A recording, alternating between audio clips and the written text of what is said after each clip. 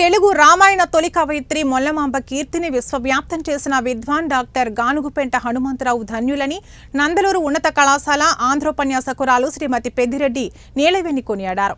మొల్ల కీర్తి తెలుగు సాహితీ జగత్తుకే స్ఫూర్తి అని ఆమె అన్నారు. తెలుగు భాష వికాస ఉద్యమం కవయిత్రి మొల్ల సాహితీ పీఠం సంయుక్త ఆధ్వర్యంలో ఆదివారం ప్రభుత్వ విశ్రాంత ఉద్యోగుల సంఘ కార్యాలయంలో నిర్వహించిన మొల్ల జయంతి ఉత్సవంలో ఆమె ముఖ్య అతిథిగా పాల్గొని ప్రసంగించారు. సభకు అధ్యక్షత వహించిన పీఠం వ్యవస్థాపక అధ్యక్షులు భారత రాష్ట్రపతి అవార్డు గ్రహీత విద్వాన్ డాక్టర్ గానుగుపెంట హనుమంతరావు మాట్లాడుతూ యువతలో భాషా స్ఫూర్తిని సాహిత్య చైతన్యాన్ని కలిగించే విధంగా ఈ ఉత్సవాలను జిల్లా అంతటా నిర్వహిస్తున్నామన్నారు.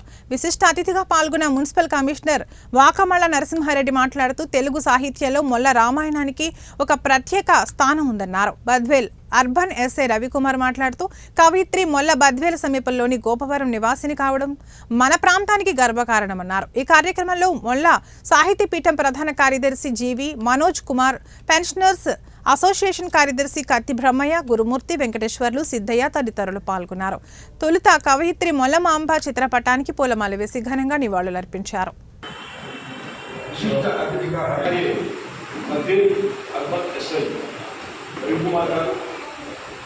ఈనాటి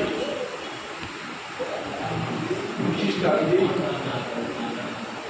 మొల్ల కాకుండా అనేక సాహిత్య కార్యక్రమాలు చేసినటువంటి అనేక అవార్డులు పొందినటువంటి ఒక స్కాలర్ ఆమె డాక్టర్ పెద్దిరెడ్డి గారు.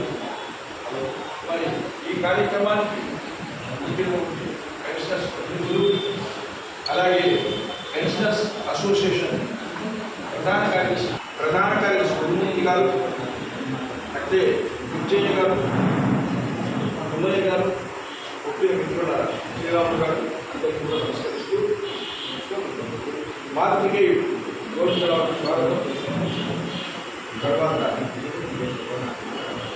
అసలు ఈ సాహితీ యాత్రలు ఎందుకు ప్రారంభం చేశారంటే ఒక మాట విధానం పోయిన నెలలోనే ప్రారంభమయ్యాయి.